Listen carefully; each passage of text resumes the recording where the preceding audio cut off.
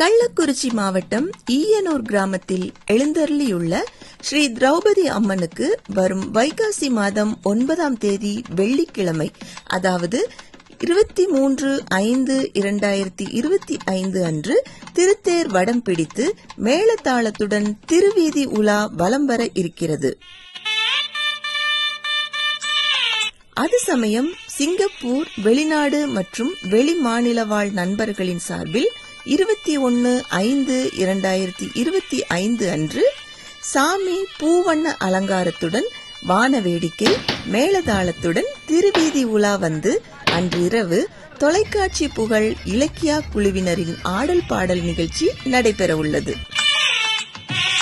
பக்த கோடிகள் அனைவரும் திரளாக கலந்து கொண்டு மகிழ்வான நிகழ்ச்சிகள் மற்றும் திருத்தேர் வீதி உலாவை கண்டு